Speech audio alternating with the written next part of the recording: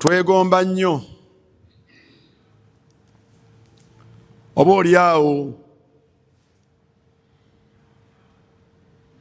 okusirikako oluusi, naye ate twesanga oluusi nga tetusobola kusirika.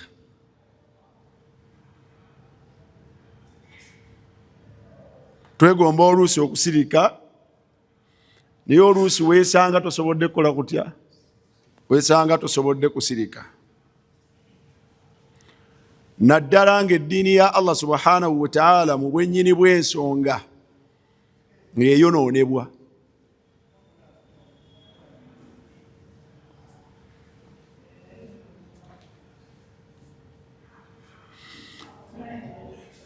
Shaitaani erina amakubo mangi mweyita okubuza abantu n'okwonoona eddiini eno Obusiraamu. Naye mu makubo amangi ekozesa nnyo ekkubo lya shahawaati. Eyita nnyo mu bintu emitima gy'abantu gye byagala, era ekosezza eddiini y'abantu nnyo okuyita mu kkubo eryo. Nasalu llaha al-afwa wal-afiyata fi dunya wal-akhira. Naye ensangi zino ekkubo eddala lya shubuhaat, ekkubo eddala lya shubuhaat, lya bintu ebibuzaabuza.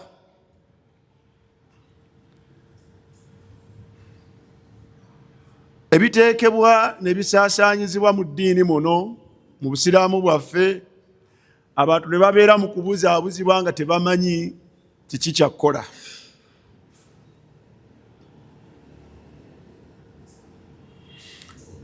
Tubeere beegendereza nnyo ku shubuhaat, ebintu ebibuzaabuza byonoona eddiini y'abantu, ne bakola ebitali bituufu ng'ate balowooza bakola ddiini, naye lwakubuzaabuzibwa.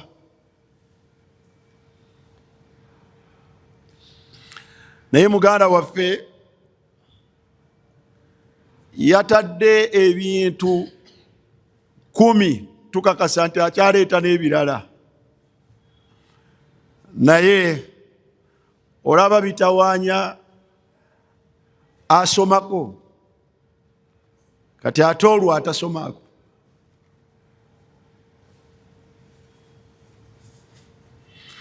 Olwaleero siyinza kwewuunya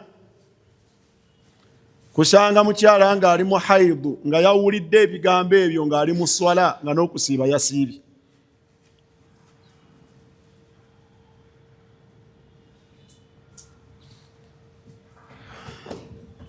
Onoonya kyotandikirako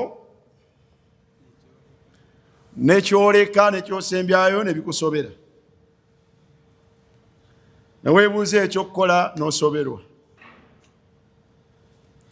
Naye ebyo byonna birina gye bidda.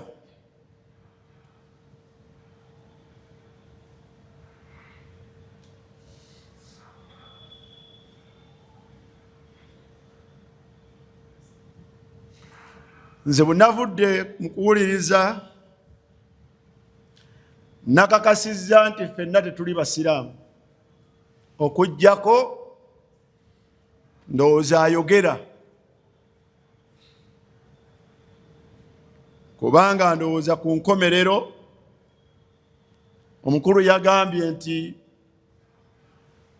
abantu bagenda kujja n'Obusiraamu obutali obwo bwannyonnyodde mu maaso ga Allah subhanahu wa ta'ala, naye nga tebaali Basiraamu, era Allah tagenda kukkiriza Busiraamu bwabwe. Ajjajja n'Obusiraamu obutali obwo bwannyonnyodde, n'asinkana nabwo Allah subhanahu wa ta'ala, etteeka yalitandikidde wakati n'aga nti falan yuqbala minhu. Etteeka eryo liva mabega nga Allah subhanahu wa ta'ala agamba nti waman yabtaghi ghayra al-islami diina falan yuqbala minhu wa huwa fil akhirati min al khasirin. Bantu bagenda kujja yawma al qiyama n'obusiraamu obutali obwo bwannyonnyodde, Allah subhanahu wa ta'ala tagenda bukkiriza. Era naga nti akubiriza abaana be, kyakubiriza abaana be bakwate obusiraamu obwo ye bwabagamba, naye bwe babeera mu masomero eyo nga bababuuliziza ku busiraamu bateekeyo buno obuli mu bantu, kubanga bwe banaateekayo buli bwabagamba ewaka ate bajja kugwa, tebajja kuyita, kuba bajja kuba bataddeyo abalala bye balaba nga ate byo bifu. So nga bye biki? So nga bwe busiraamu obutuufu.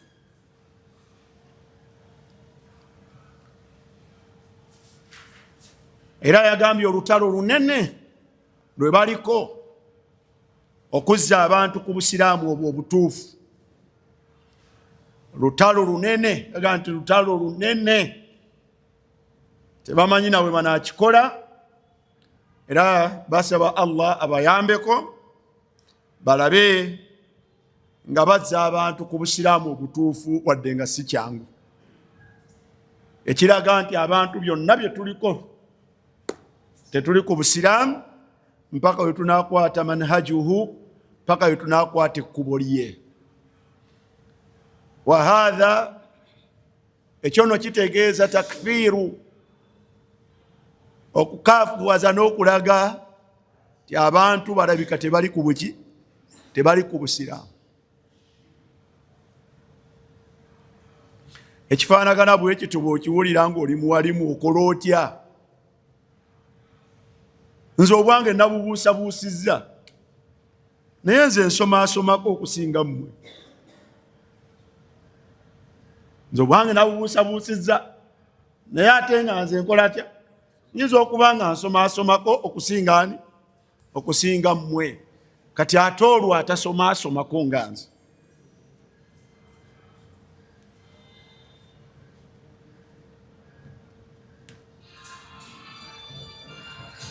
Ebyo byonna biri ku nsonga emu. Mwalimu yatandise n'etteeka erigamba yagambye, kigambo mwalimu kino lwaki tekiva ku mumwa.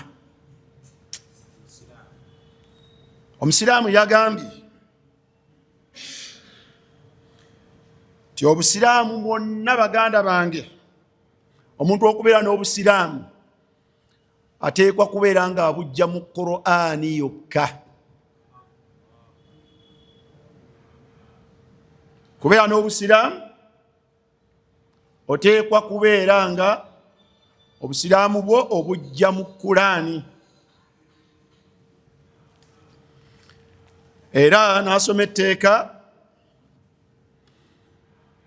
n'alaga nti Nabbi sallallahu alaihi wasallam agenda kutuwaako obujulizi yawma al-qiyama, tekituganya okugenda n'obusiraamu obutuufu.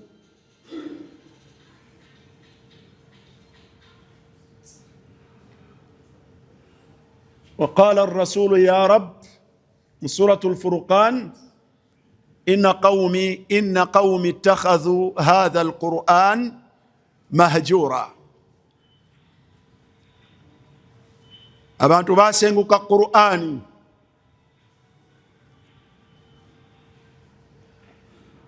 yensonga lwaki bagenda kusinkana Allah subhanahu wa ta'ala n'obusiraamu obutali butuufu.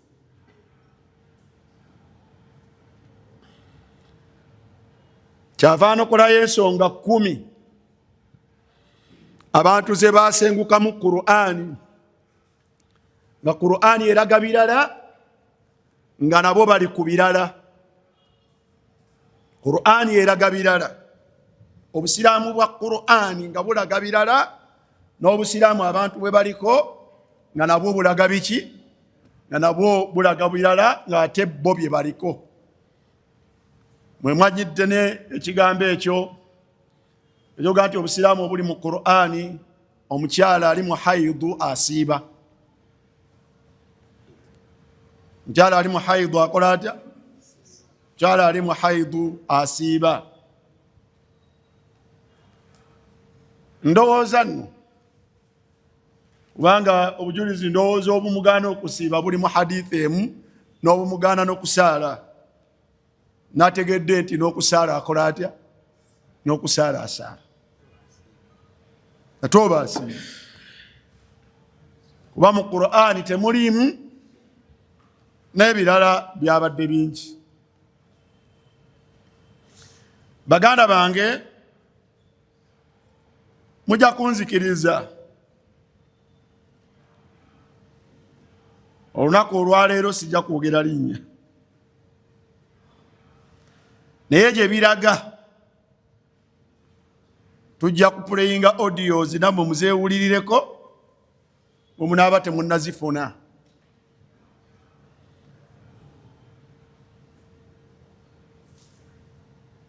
Kyemmanyi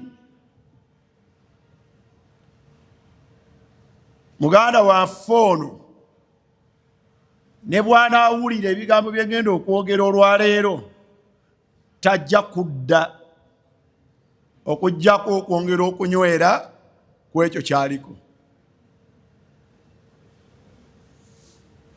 Tajja.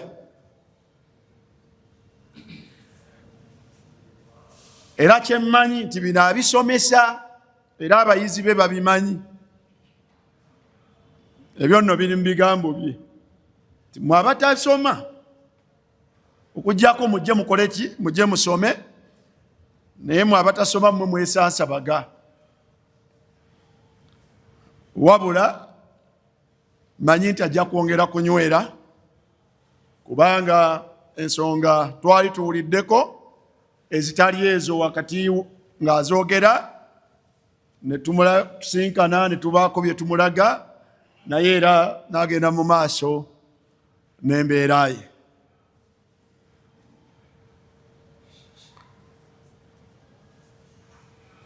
Njagala kutandikira ku kigambo kimu mu bigambo ebingi.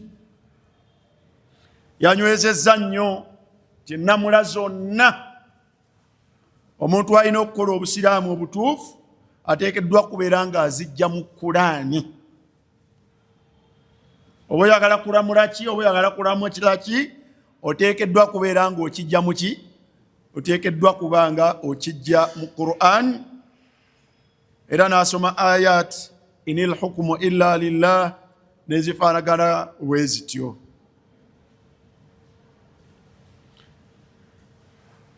Naye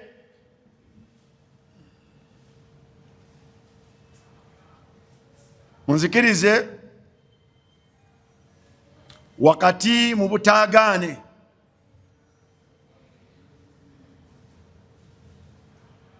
nkubirizeeyo ensonga bbiri okusooka. Ensonga esooka, abakyali abato, simanyi oba omuntu ategeera ddi lw'ayagala kyayagala okubeera mu nsi. Simanyi oba omuntu ategeera ddi kyeyandyegombye ne kyeyandiyagadde okubeera mu nsi.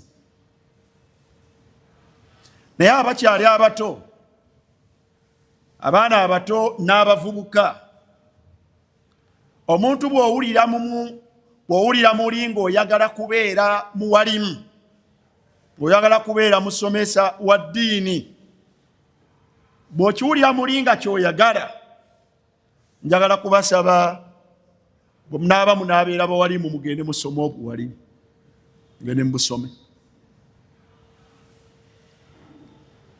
Bwe munaabanga mwagala kubeera bawalimu ddala, bwe mba mwagala kubeera nga musomesa ddiini ya Allah, bwe mba nga mwagala kubeera nga mukuuma eddiini eno, njagala kubasaba abakyali abavubuka abato n'abaana abato, bw'owulira muli nga ky'oyagala okubeera mu nsi, njagala kubasaba mugende musome eddiini eno. eyo gyesomebwa ate mugisome mu bwennyini bw'okugisoma, mugisome mu bwennyini bw'okugisoma. Oba oli awo mu maaso bwe munaaba mukuze mukole ekyo, musomese eddiini eno naye nga mugisomesa mwagisoma.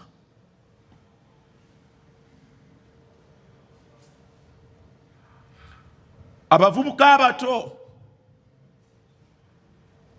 n'omuntu yenna ayagala omwana we abeere musomesa wa ddiini, njagala kukusaba bw'obanga owulira omwana wo ky'omwagaliza ekyo, omwana oyo mutwale omuteeketeeke asome eddiini eno, atuuke ogisomesa. Bw'aliba atuuse ogisomesa, ng'agisomesa yagikola atya? Yagisoma.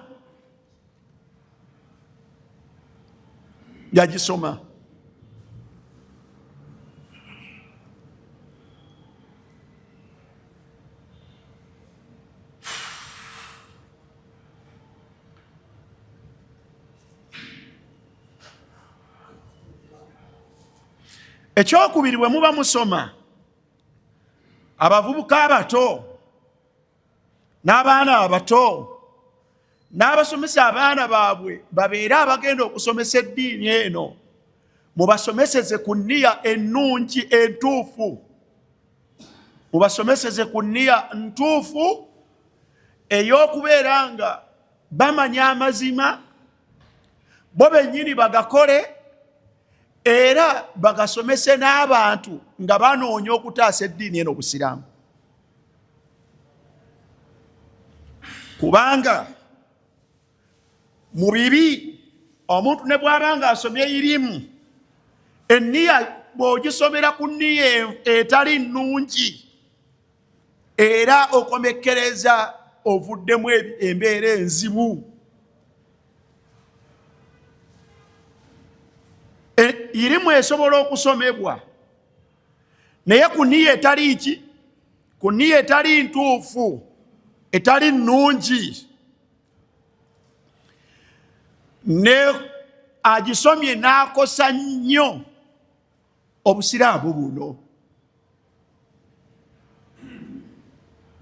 Wallahi ebitambula mu ggwanga lyaffe, weebuuza enniya kwe tusomedde, ne weebuuza oba ddala bino twabisoma. Emabega eyo emyaka nno gigenderedde, abantu nga bakulu basatu, omu babiri bameka, basatu, emyaka gigenderedde. Kuba ku ntandikwa ya 989 atuyingira 899 ne 990 awo, emyaka egyawo, abantu basatu nga bakulu balabibwamu okwagala ennyo eddiini,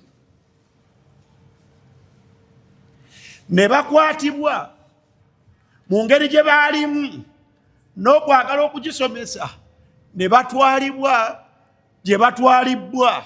Ndibabuulirayo, Allah subhanahu wa ta'ala bw'alibanga ekyo kyekyetaagisa, ne batwalibwa ne basoma mu ttendekero ery'olulimi awasookerwa Ma'had Ta'limi al-Lugha al-Arabiyya li ghayri an-natiqina biha, ebbanguliro ly'okumanya olulimi Oluwarabu mwe babangulira abantu abatali bannanyi lulimi luki? Luwarabu.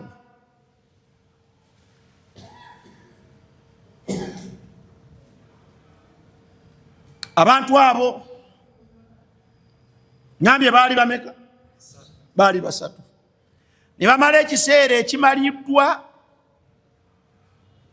ekisookerwako mu mbeera eyo, nakyo ndikibabuulira. Bwe baakimala ne bakomawo wano.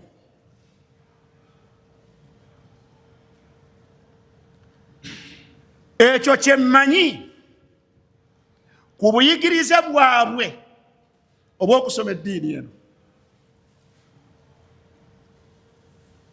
Kyemmanyi ku buyigirize bwabwe obw'okusoma eddiini eno. Naye bwe baakomawo wano ne bafuuka baseeka banene. Ne bafuuka baseeka banene. Naye wallahi alladhi la ilaha ghayruhu, mbalayirira ow'ekitiibwa Allah subhanahu wa ta'ala oyo awatali asinzibwa okujjako ye, bakoze ebigambo mu busiraamu bwa Uganda.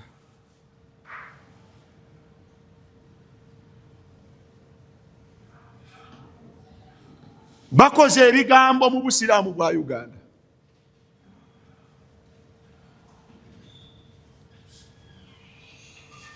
Simanyi oba mubamanyi. Agisiraji oba manyi. Waliwo abamanyi.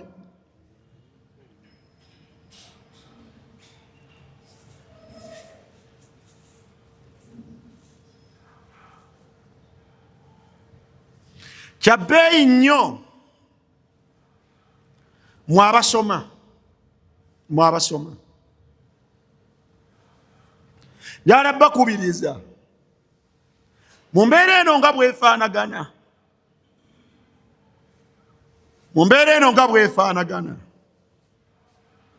mumanye be musomako irimu bagisoma kwani. Wallahi nno byamazima byansonga omuntu okumanya irimu wagisomye kwani gy'osomesa. Wagisoma kwani eno irimu gy'osomesa?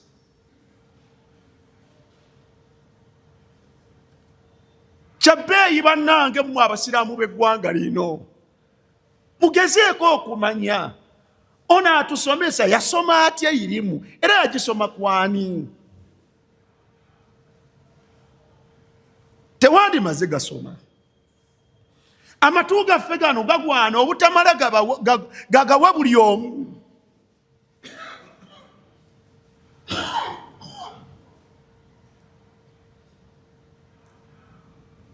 Muganda wange ono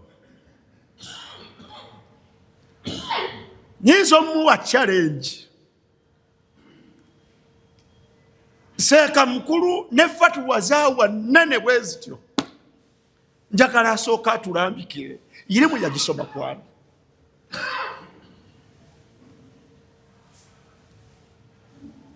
Muganda wange nga tonna tuwa fatuwa nnene zifaanagananga ze wafulumizza. Tuwe irimu eno gy'osoma gy'osaasaanya mu bantu wagisoma kwani. Tubuulire bwe wasoma knowledge y'obusiraamu bw'ogisoma.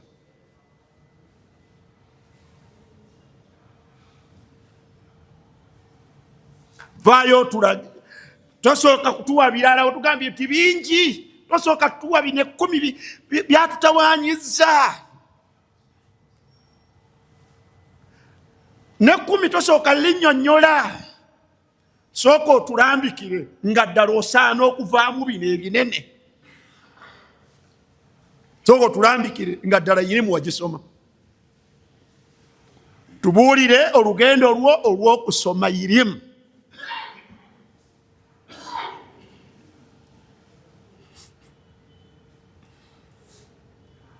Tubuulire olugendo olwo olw'okusoma irimu.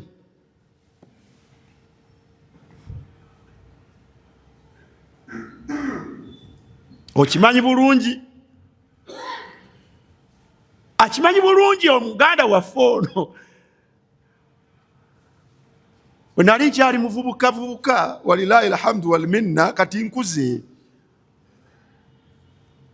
Nawuliranga nga nsiikuuka nnyo nga mpulidde ebifaanaganye bwe biti. Era nabeerangako bagiyita minakasha. Olwaliro sikyabibeeramu ebyo. Naye ono akimanyi twasinkananga nnyo minakasha. Gino kangi bagambe egy'obuzikiri bulamulwa butya mu busiraamu. Obuzikiri mubumanyi bulamulwa butya mu busiraamu. Twasinkananga nnyo n'ono muganda wange. Njagala obuteerabirayo olunaku lwe twasisinkana ekyengera twatandika baada magharibi twavaawo essaawa 6 gwekiro kumpi. Naye ekibuuzo kino nzize nkibuuza owange gweiremu wagisomawa? Naye nga siri abuuza nti simanyi, manyi.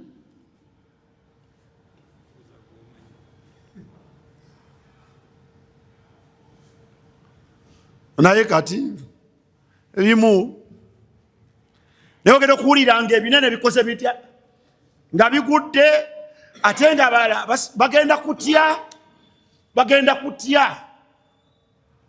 oga nti kino bwe tutya tuyinza okubuuzibwa. Mwe temujja tubuuza, naye Allah ayinza okutubuuza kuba biguddewo nga tuli baki, nga tuli balamu. Nze kyenkakasa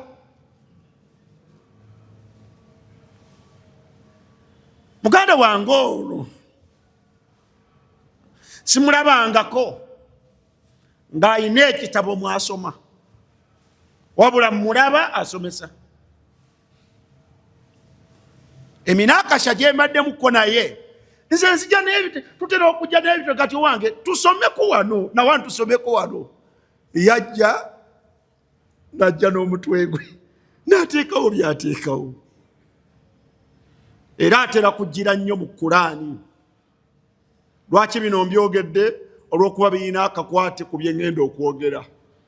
Munakasha gwe nalimu ekyengera aya eza jihad nga zeesembesebwa, twasitula ku bitabo tafasiri netugaa nti aya zino tuzisabe tuzisomeko mu tafsiri ez'enjawulo. Zitegeeza ki? Tulabe oba engeri gye tuzeesembesaamu yaki yentuufu oba nedda. Namala okusoma tafasiri nasebyayo eya Ibn Kathir ne mugaa nti hati naawe leeta ebyo avuunula Kulaani nga aya za jihadi zino okulwana mu kkubo lya Allah kutegeeza kutambula kuno okufuluma okwo twala tugende. Nsomerayo ku tafsiri emu ng'erambika ekyo nga naffe bwe tukusomedde mu tafasiri zino ti jihadi kitegeeza mbeera ABCD okusinziira ku tafsiri ez'enjawulo. Muganda wange yanga nti Ibn Kathiri ayina entegeera ye nange nina eyange. Nga togambye otya? Yaga nti Ibn Kathir bw'atyo bw'ategeera, nange nina bwe nkola ntya, nange nina entegeera eyange. Byonna biri mu myaka, byonna biri mu ki? Kati mu ngeri eyo olwaleero alaga mu tafsiri ye n'okulaga nga bw'annyonnyola Qur'an ti obusiraamu abantu bwe tulina bufu. Twegenda owulirize audio ojja kuwulira, saagala giba puleyingira, abagirina mugirina. Naye muganda wange sooka otuwulire bannange yiri mwani mmwe yabasomesa.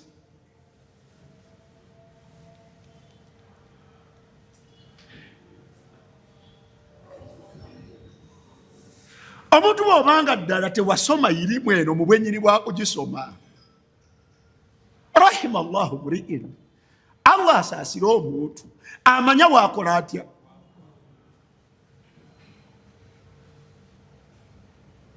Baganda bange nga bwe musomye bwe mmanyi bwe mbisoma, naye temutubuusisabuusiza mu ddiini yaffe. Nga n'okugisoma muyinza okuba temwagikola mutya, temwagisoma.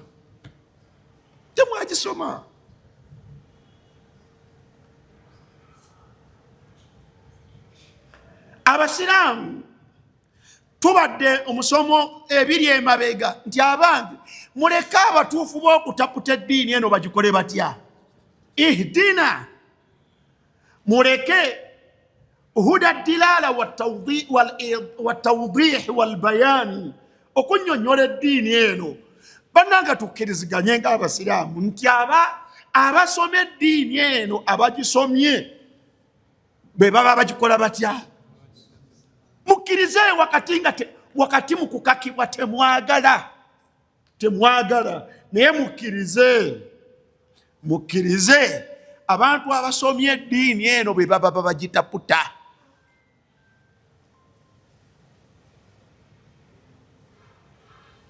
Senga ekyo umma y'obusiraamu en'ekituukako nga ddala abasomye eddiini eno be bagikola batya? Be bagitaputa, tujja kuwona bingi.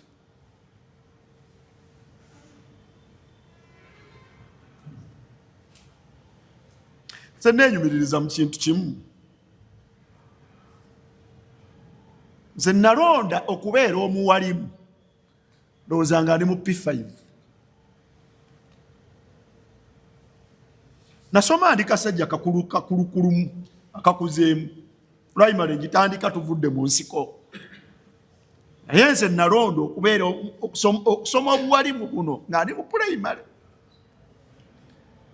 Nga mbulondera ku background ziringanga 2 enkulu. Background esooka kitange yali muwalimu. Nga neegomba okuba nga kitange. Background ey'okubiri ku basomesa abansomesa mu primary ab'esayidi ebbiri abasinga okunsanyusa n'okundabikira obulungi n'enkola yaabwe ennungi baali bawalimu. Ngati nze njagala kubeera nga bano bassewalu bamusa ssewalu kambeere nga bano. Nga saagala kubeera nga bano babyegumisha bamukisa abo bansomesanga mathematics English twala tugende. Ngati njagala kubeera nga bano. Eyo gye kugambye nti simanyi omuntu oba okubeera omuwalimu akironda ddi era kwekubiriza nti abaana bammwe mumanye kye baagala okubeera. Abaagala okubeera abawalimu mubaleere mu ndera ebafuula abawalimu obusiraamu mubasomeseze ddala batuuke okubusomesa nga babukoze eki? Nga babusomye. Batuuke okubusomesa nga babusomye. Nange bwe muli bamwagala okusoma kwange nja kukubawa. Bwe muli bamukwetaaga nja kukubawa. Naye bw'obanga teweetaaga nnyo kutawaana kuddiramu genda ogende ku Muslim Round Table podcast. Ojja kusanga bwe nali ntandika okusomesa mu studio eyo nakolako interview nga bambuuza gwagenda okutusomesa gwani. Nakolako ka interview akatonotono nensinga nnyo okutambulira ku kusoma kwange. Lwaki?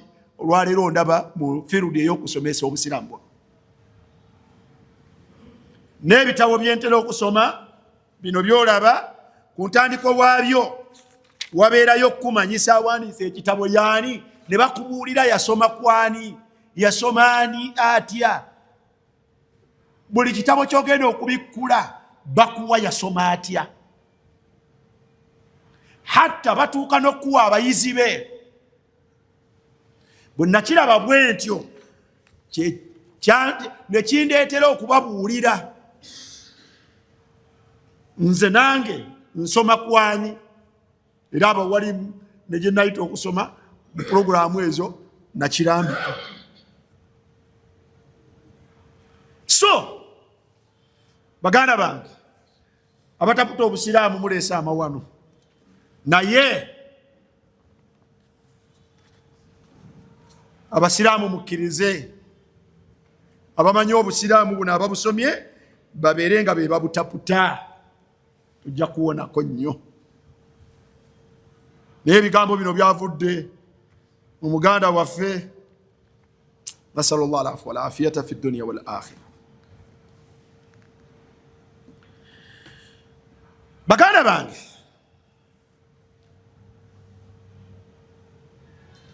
tarikhiya wazze wabeerawo okutegeera obusiraamu omuntu abutegeerera wa okubukola. Omulembe gw'omubaka sallallahu alaihi wasallam gwaliwo obusiraamu yabutaputa mu ngeri gye yabutaputangamu. N'avaawo salawatullahi wasalaamuhu alayhi, ne wajja omulembe gwa Abubakari Siddiq radiyallahu anhu nga yemukulembeze, nga ne basahaba bayitirivu mu mulembe ogwo. N'afuga emyaka gye 2 n'emyezi egigwamu, Allah subhanahu wa ta'ala n'amugyawo. N'aleeta Umar ibn al-Khattab radiyallahu anhu, n'afuga emyaka 10 n'akaseera akeyongeramu awo akatonotono.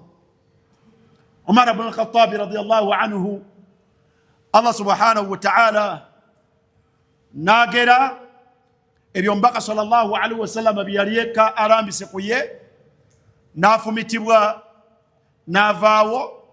Fadakhala alfitna fi hadhihi al-umma, okusomoozebwa ne kuyingira mu mulembe guno. Taraka al-amr, Umar ibn al-Khattab yaleka ensonga ku busiraamu buno wakati mu kubukulembera n'obukuuma, yagireka wakati w'abasahaba 6 batuule beerondemu anaakulembera eddiini yaffe n'okutwala mu maaso obusiraamu buno. Bwe baatuula balonda Uthman ibn Affan radiyallahu anhu, musajja omukakkamu omugonvu n'enkezo ze, n'akulembera obusiraamu buno. Jjukira nti Umar ibn Khattab aliko ebibye era byali bimaze okubeera nga omulyango guguddwawo okubeera nga biyingira eri obusiraamu buno. Uthman ibn Affan abasiraamu bamwegugungako nga bava esaidi ya Basra ne Kufa, ne babeera nga bajja ne bamukolako obulumbaganyi. Fakataluhu mazluma, ne bamutta mu ngeri ey'obulyazaamaanya. Abasiraamu abo bwe batta Uthman ibn Affan, njagala kubaddusa misinde okubatuusa ku kyenjagala, njagala kubaviira ddala ku nsibuko ya bino byenjogerako. Bwe batta Uthman radiyallahu anhu Dhunnurayn, abamusse bennyini ne bagamba Ali ibn Abi Talib radiyallahu anhu, ne bamulonda ne bamugamba nti tuula mu ntebe otukulembere, tuula mu ntebe okulembere obusiraamu. Baani abamugamba?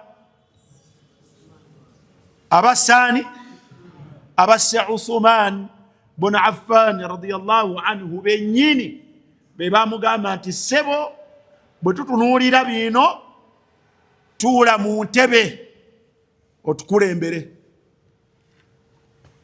Ali ibn Abi Talib radiyallahu anhu n'atuula mu ntebe y'obukulembeze, ng'abamutuuzizzaamu beebo abasse Uthman ibn Affan radiyallahu anhu. Yafuna okusoomoozebwa, basahaba bakyaliwo bayitirivu.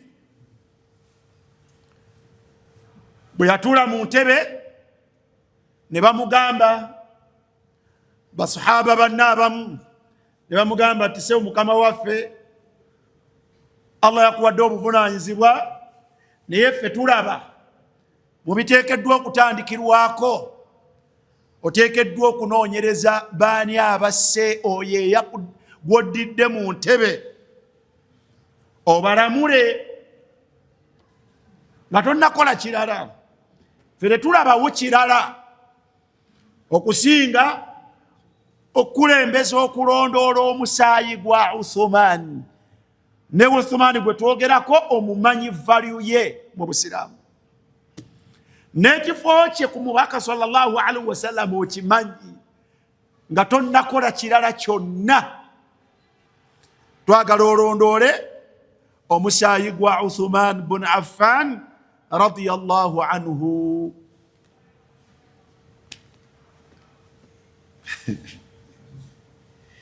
Ekyo nno kitegeeza okubazuula n'okubakwata n'okubatta kuba omusango gwe bakoze gwa kutta.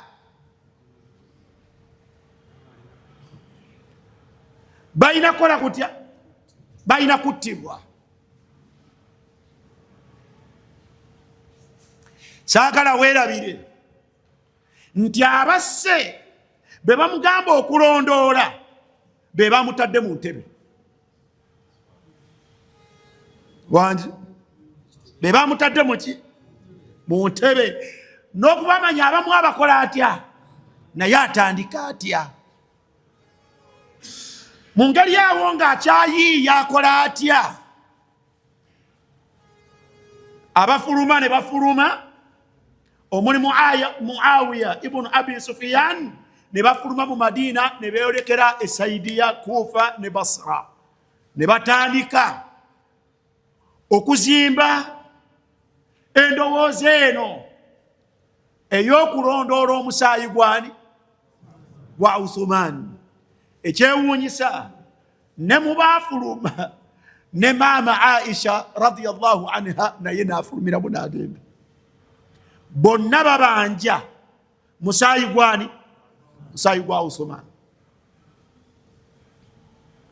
Naye tunuulira okusoomoozebwa kwa Ali omukulembeze kwalina, be bamugamba okukwata abalamule abatte ate be bamuteeka mu buki? Abatandika atya era kigenda kulekawo umma eno.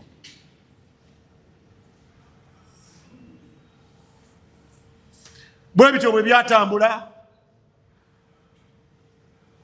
ne bitambula mpaka bwe bakolejje esaidi eri, nga noono omukulembeze w'obusiraamu saidi eno nga naye alinaki? Alina ejje. Ne basinkana mu lutalo oluyitibwa Mawqi'atul Jamal.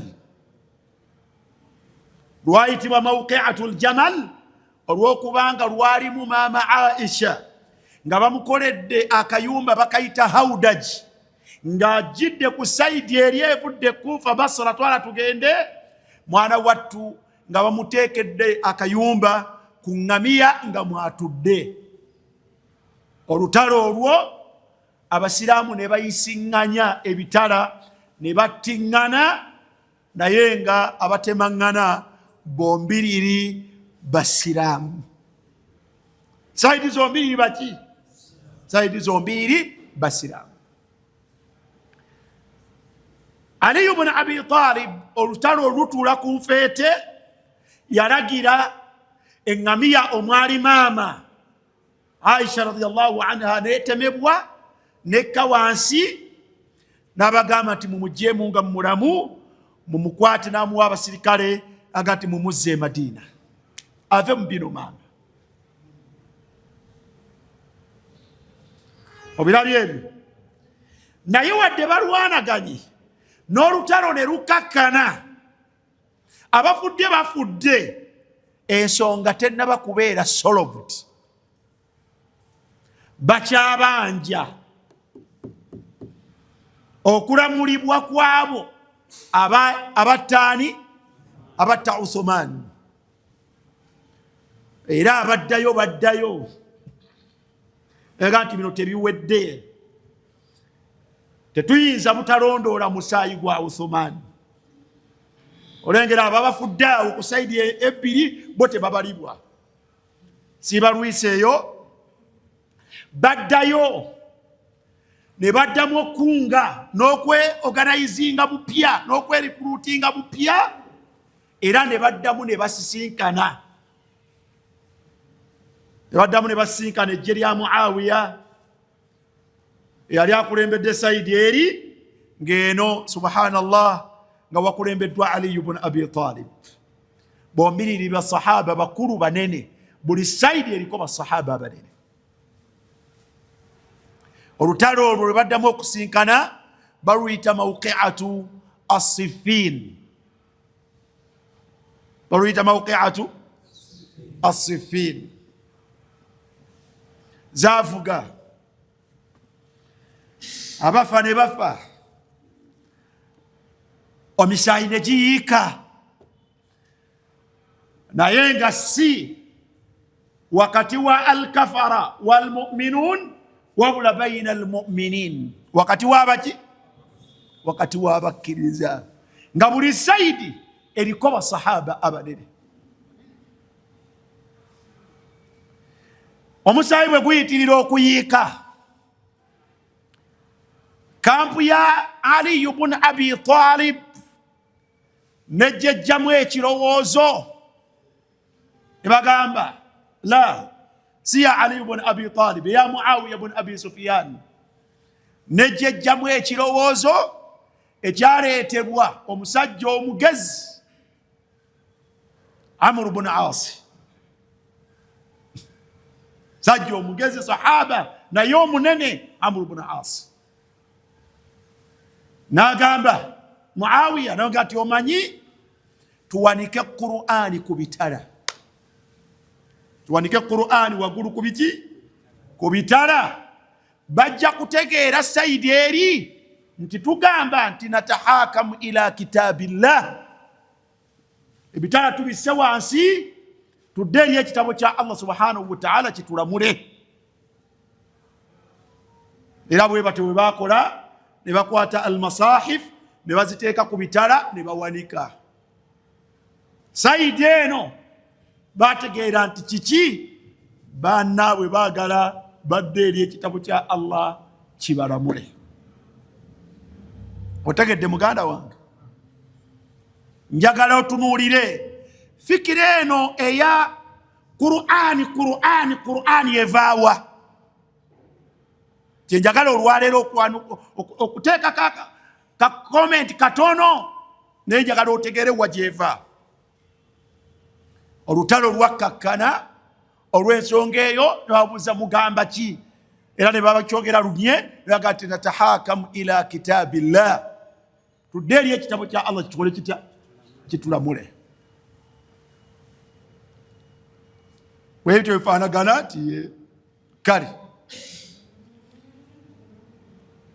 ne bagamba nti tulonde saidi eno omuntu ne saidi eno omuntu, bwe tukakasa nti ekitabo kino bakikola batya, bakimanyi, batuule beggalire kye banaasalawo kye tuba tukola tutya, kinaba tugenda nakyo. Saidi eno ne balonda Amr ibn As ya Muawiya, saidi eno ne balonda Abu Musa al-Ash'ari. Abu Musa al-Ash'ari bonna baki, bonna bakibaru sahaba wa min ulamai al-umma.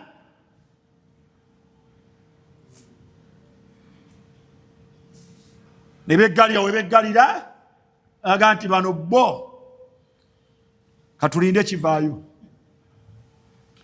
Ebyavaayo byalinga bwe byali, tetwagala genda mu details byagwa wakati w'abasahaba. Awo wennyini wenjagala ekigambo kimu, bwe bavaayo ne bye bavuddeyo wasibukawo ekibinja eky'abakhawariji. Awo wekiva nekigamba nti tetubikkiriza ffe.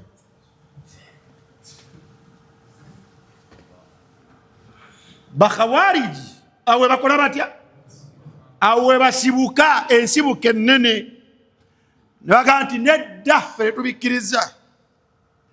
Kiki badde tugambye? Naga nti ffe twagambye Qur'ani, tetwagambye bantu. Twagambye kulamuzisa ki? Tetwagambye kulamuzisa baki? Bantu. Abantu abaweerera ddala abatakka wansi wa kanaana ne beeyawula ku bannaabwe ne bagenda mu kifo bakiyita Harura ne bakola awo amakanda. Ne baga nti ekisooka abalamuzi ababiri bakafiiri. Abu Musa al-Ash'ari, Amr ibn As baki bakafiiri. Bakoma kwabo si bokka be bakomako. 147.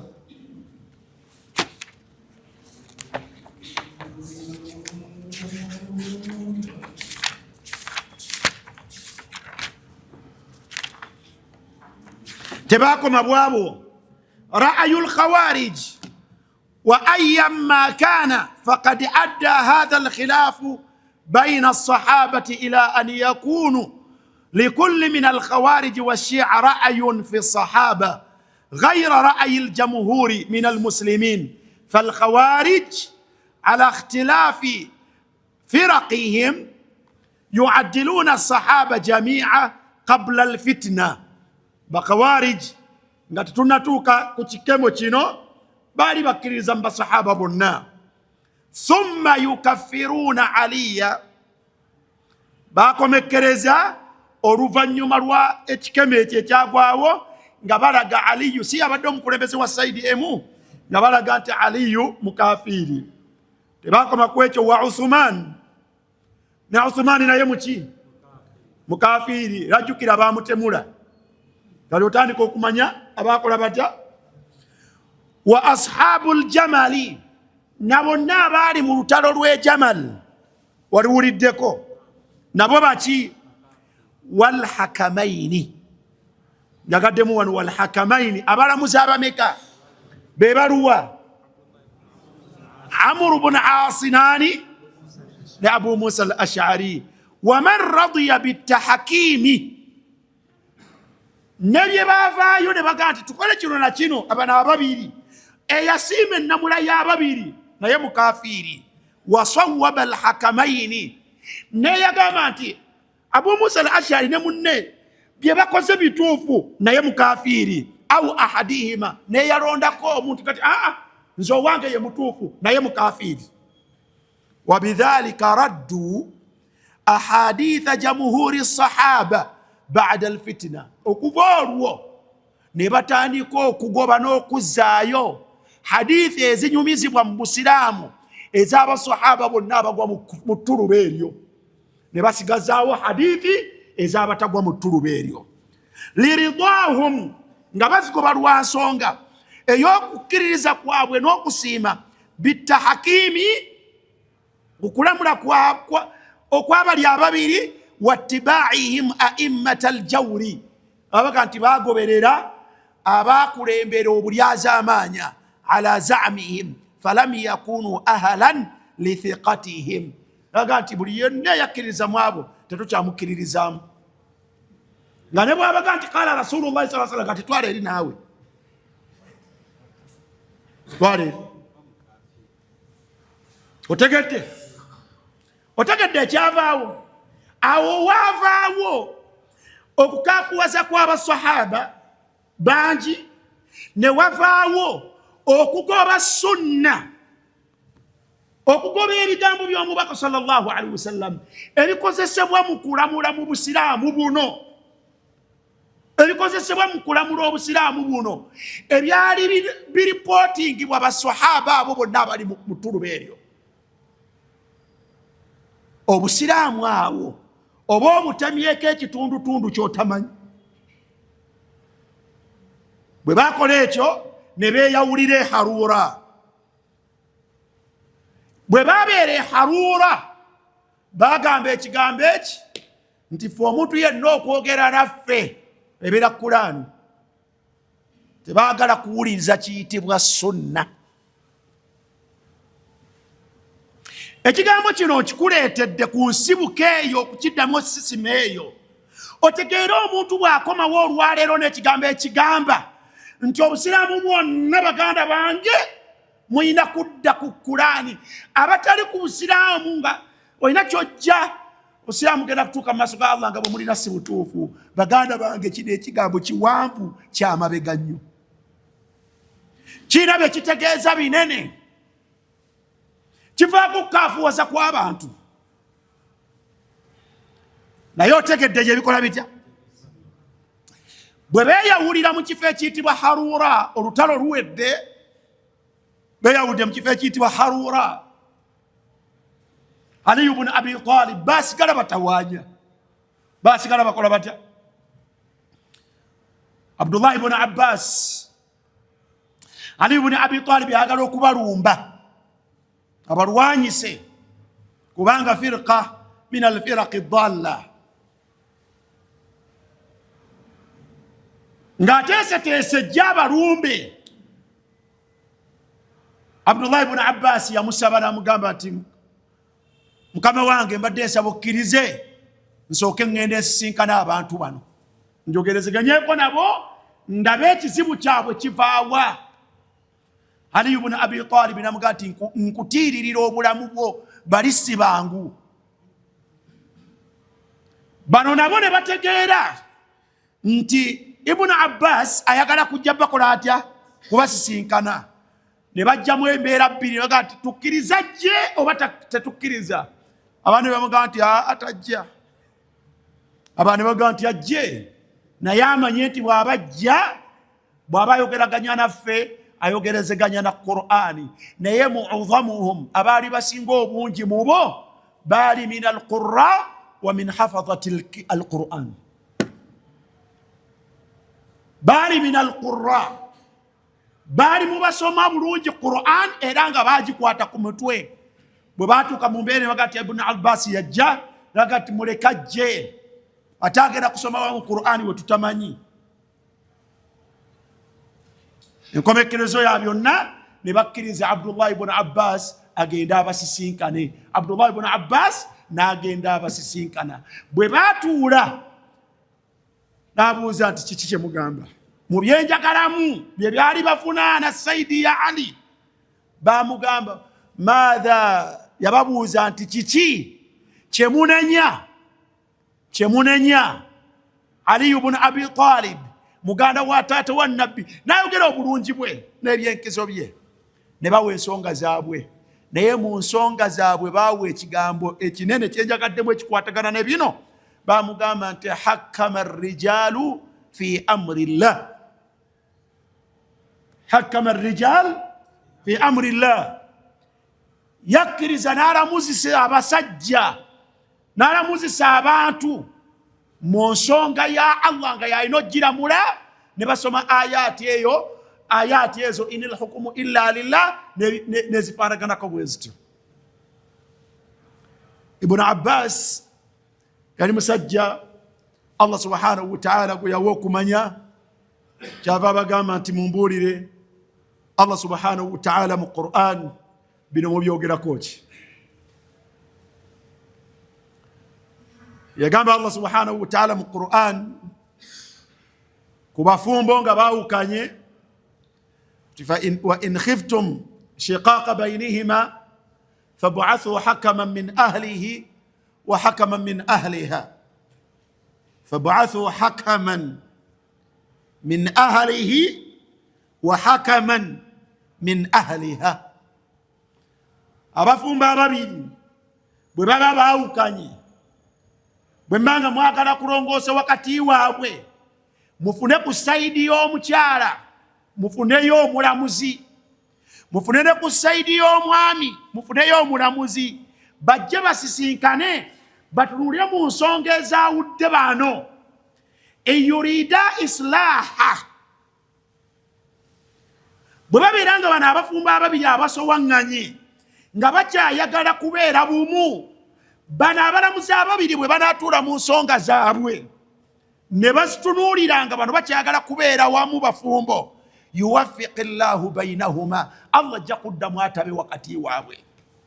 Aga nti eyo yo aya yontuufu timbw eri mu kitabo kya Allah. Okay, kati Allah subhanahu wa ta'ala hakkama ar-rijalu fi amri az-ziwaj. Allah yalamuzisa abasajja mu nsonga y'abafumbo babiri. Bwe guli Allah yennyini yagamba nti musindike hakaman.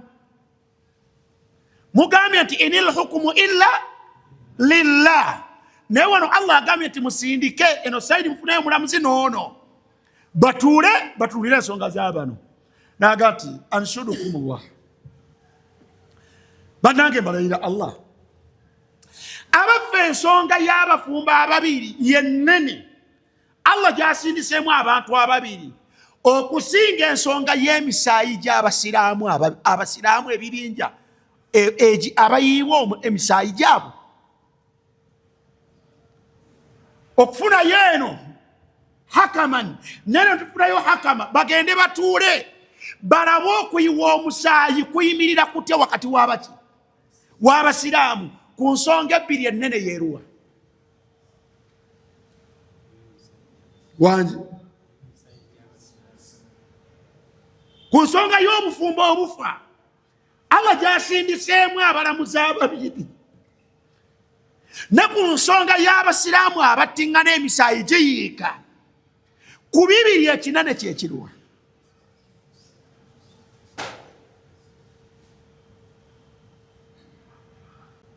abalina okumanya obafaanagana wallahi ladhi la ilaha ghairu ddala mu butuufu kwaliko abalabye nga ddala mu butuufu ensonga omusajja gy'abagamba kiki ntuufu kyekinoono kyeyakola mu Qur'ani kikola kitya mwekiri musobola okufuna eno omuntu neno omuntu ne batuula mu nsonga ennene ne bagigonjoola wakati w'abasiraamu ne badda mu mbeera endala ne ayaati endala n'agenda ng'azibajjirayo njagala kutema budde mangu kuba budde n'obukugwayo bugenze kugwayo kakati ono kwe kubeera nga balonda Saidi eno Abu Musa eno tibalondayo Ibn Asi ne batuula mu nsonga eno era ne bagonjoola olutuula lugenda okuggwa olabye bali nga bagamba nti totubuulira kirala gamba Kulaani egamba ki tebaagala kuwulira kitali ki eyo yensibuka eva ettaabu eno eyo yewava ettaabu eno eviira ddala mabega mu bakhawariji bwe tugirabanga eyagala okuddamu okujja mu umma tuteekeddwa okubeera abeegendereza ennyo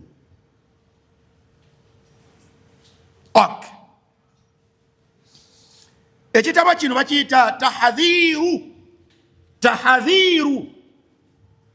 ahli lislam tahadhir okwekesa bannannyini musiraamu min muaradati sunnati bilquran min muaradati sunnati bilquran tekabatanda ne muleetawo embeera ekoonaganya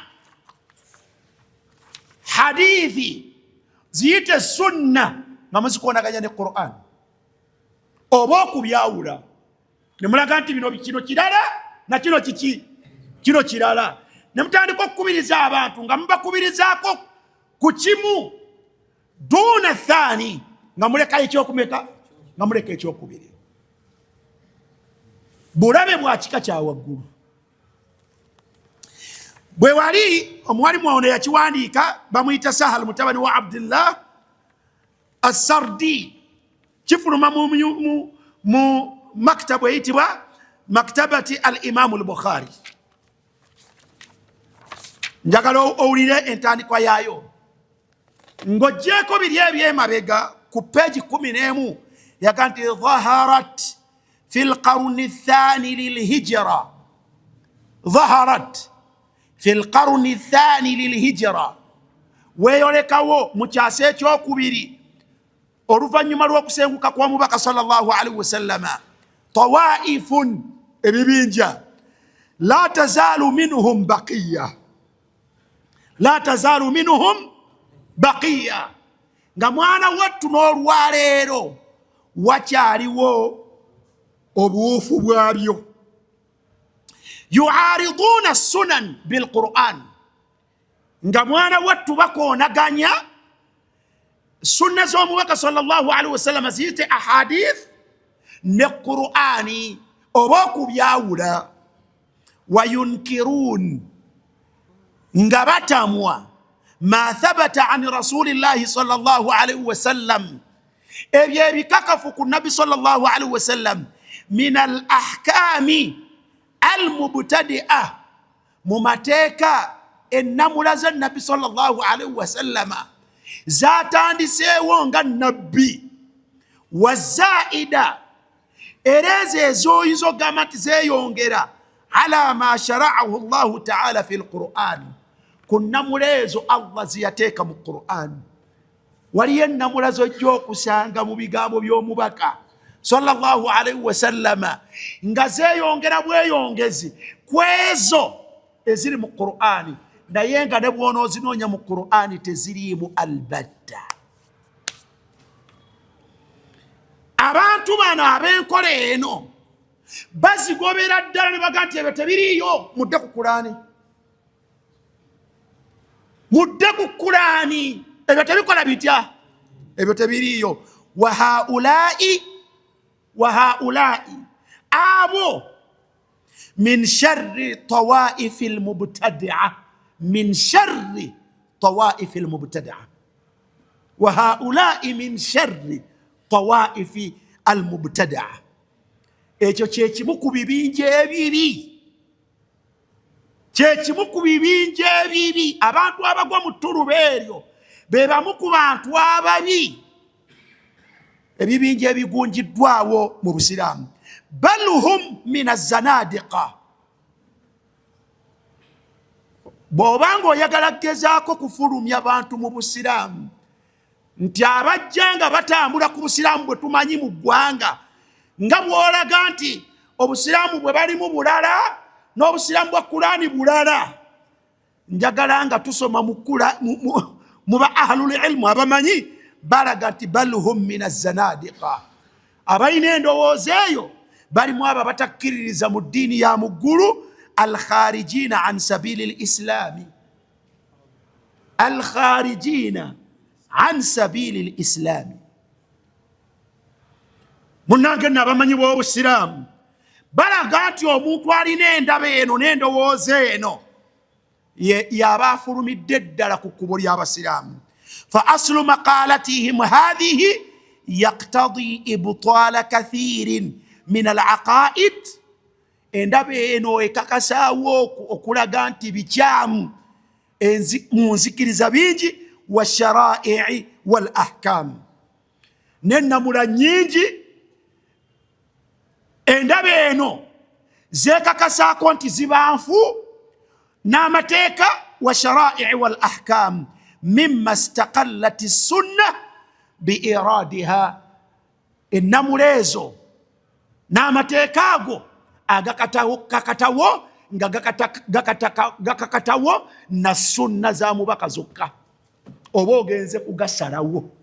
Ng'era bw'olaba mu bigambo omukulu bye yatuleetedde okulaga nti mwana wattu eswala okusiiba, mwana wattu omuntu akola atya, omuntu asiibe ali mu haidu, ye talabawo mu Qur'ani. Obusiraamu obuli mu Qur'ani tebuliimu mukyala wa haidu butasiiba.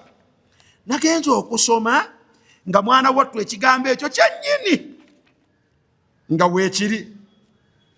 Jangu okirabe wano, jangu sempatya wano ku peegi 25 mu bingi ebigenda okuvaamu.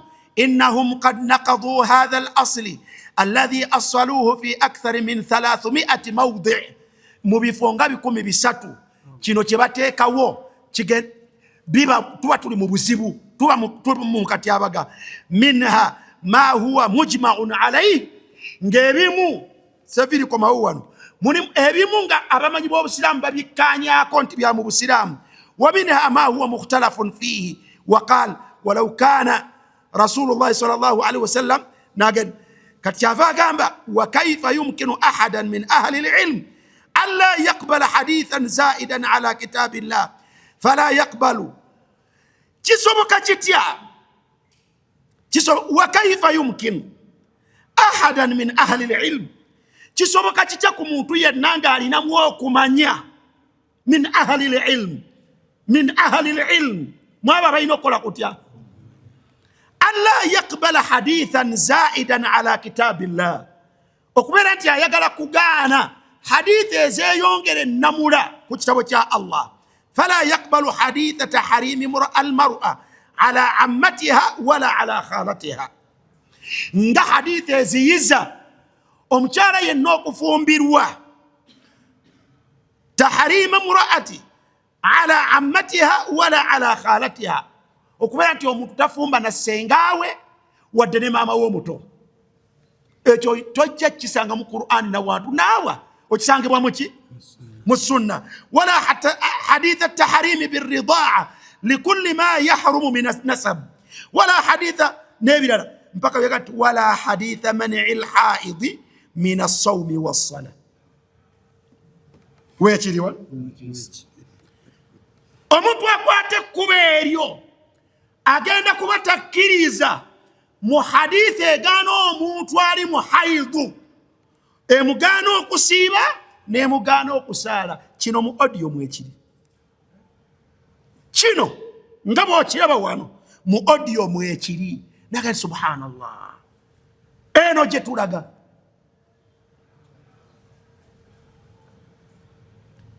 Eno gye tukola ki? Eno gye tulaga. Ahlul ilm bagoberera dda ettaabu eno gyeva. Mu dakiika 5 ezisembayo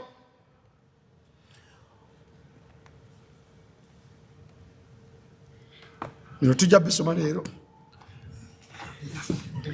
Ekitabu kino bakiyita assunna wa makanatuha fi tashrii lislami, hadithi n'ekifo kya hadithi mu kuteeka amateeka mu busiraamu. Sunna n'ekifo kyazo mu kuteeka amateeka mu buki. Omwalimu yafulumiza audio ng'alaga ti abange Kulaani yokka, Kulaani yokka bwe munaatuukewo Allah. Obusiraamu bwe mulimu tebuli ku Kulaani. Jangu peegi 176 ekitabo kyetusomye bakiyita assunnatu wa makanatuha fi tashrii lislami kya Dr. Mustafa Asibai, kifulumira mu almaktabu lislami Daru Alwarraq. Bwekiri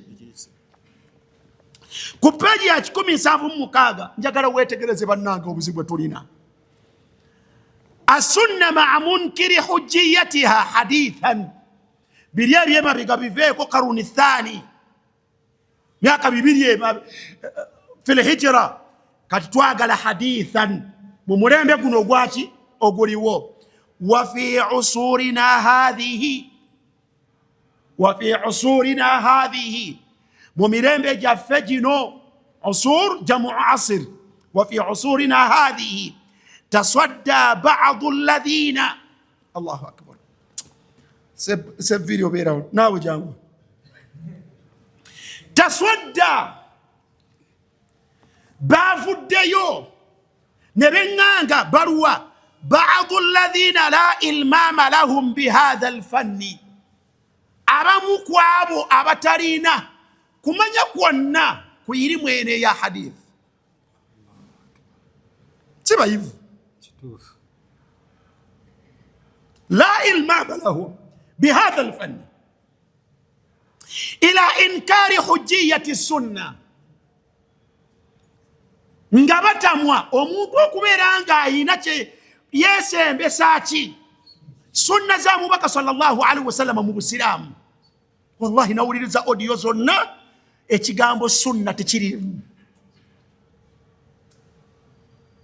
Muganda wange nawuliriza audio zo ekigambo sunna tekirimu mu bigambo bye.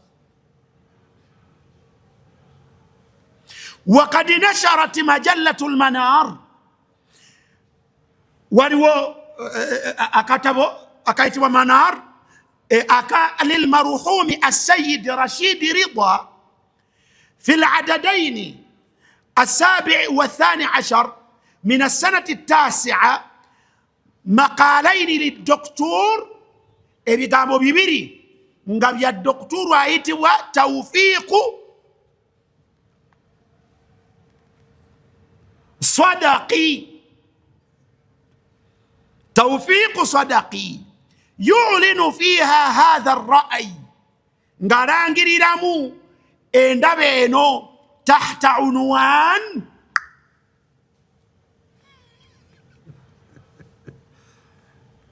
ngarangirira enangirira eno gye twawulidde gye tulina mu audio. unwanu eryetya al-islamu huwa al-Qur'an wahdahu.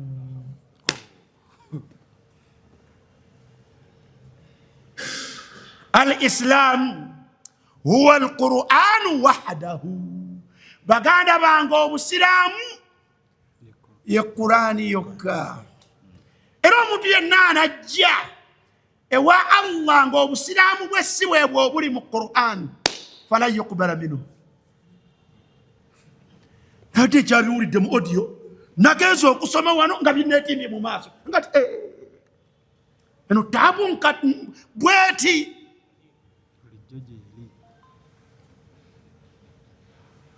Baganda bange tubalaba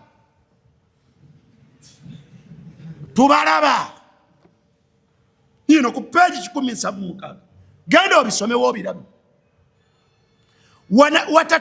Watatalakhasu shubahuhu fima yali, nga nebimu kwava okuteekawo ebyo n'aleeta kikukwasinzira okuteekawo ebyo.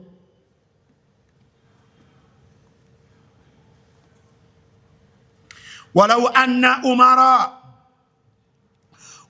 anna imra'an qala la na'khudhu illa ma wajadna fi alquran. Kino tukisoma oba tukirekera omulundi ogujja. Ku peegi 189, ku peegi 189 okyalamulaffe, okyalamula abasiraamu abalala kowulira abawali mubalamula batya bino byomwogera. walau anna fala budda min arruju'i ila alhadithi daruratan.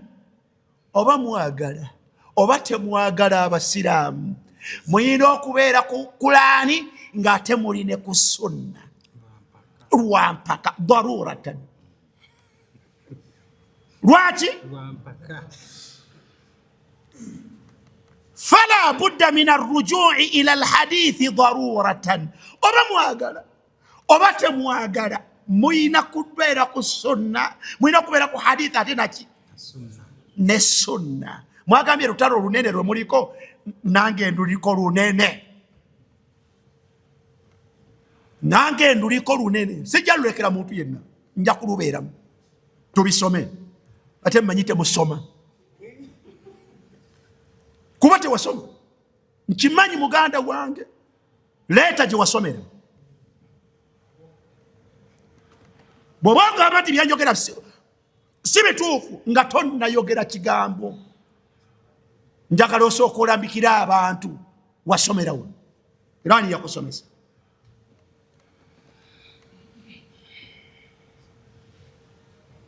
Njagala olambikira abantu tafsiri ki gy'osomamu enzivunula za Qur'an.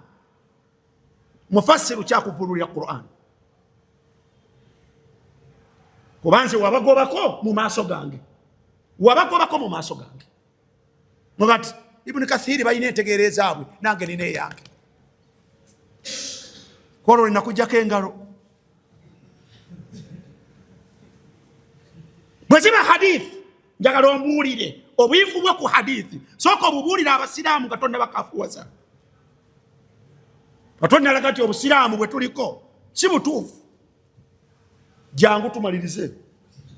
Fala budda min arruju'i ila alhadithi daruratan. Oba mwagala oba temwagala obusiraamu butambulira ku kitabu wa sunna. Ebyo tujja birambika. La budda oba oyagala tosobola kukola busiraamu ng'ogati oli ku Qur'ani yokka. Tosobola, tekiriyo. Abuuzizalika mujja gamba nti nabbi simanyi omanyi ayogera museeneekerevu. Mujja gamba nti nabbi simanyi bibye, mbimanyi naye ogwa nabbi baganda bange gwakunnyonnyola bunnyonnyozi. Muganda wange mukulu totakula wabula takallam bil ilm. Totakula. Walau anna mura'an, bino si byange, njagala okootinge ekitabo kyensomamu okirabye ne peegi nkikuwadde. Bw'ogendawo nga tebiriiwo ng'ogamba nti Umaru ye yakugambye. Yenna alina endowooza egamba nti obusiraamu bulina kubeera ku Qur'ani yokka. Walau anna mura'an, senga omuntu yenna asangibwa qaala ng'akola atya? la na'khudhu illa ma wajadna fi alquran, fete twekwata okujja kukwabya ebiri muki, lakana kafiran biijma'i al-amri. agambye ati lakana kafiran bonna kwegatta ku nsonga yonna bakyegattako. tofumbeera lakana kafira aba mukafiri biijma'i al-amr, mu nsonga yonna beegatta ku nsonga eyo nga mukafiri. gujja kwaka mu bino abadan. muganda wange nawuliriza audios temuliimu kigambo sunna mu bigambo byo, era olaga nti obusiraamu abantu bwe baliko babuliko bufu. bwe basinkana nabwo Allah bamusisinkana tebaali basiraamu. fala yuqbala minhu, aya wagisomyeko kitundu ekisembayo, notakoma ku ekyo nokakasa nti n'abaana bo obakubiriza n'obalaga nobaga nti bwe babeera mu bibuuzo eno banukuleyo buno obusiraamu abantu bwe baliko, naye bo bamanye obusiraamu bwabwe. walaze ku ntandikwa y'ebigambo byo muganda waffe nti luno lutalo lunene lwotandise lwakuzza bantu ku Kulaani yokka, era nosaba Allah akuyambeko. njala kusaba nange Allah atuyambeko nti tujja banyweza ku Qur'an ne ku sunna. saba Allah atuyambeko.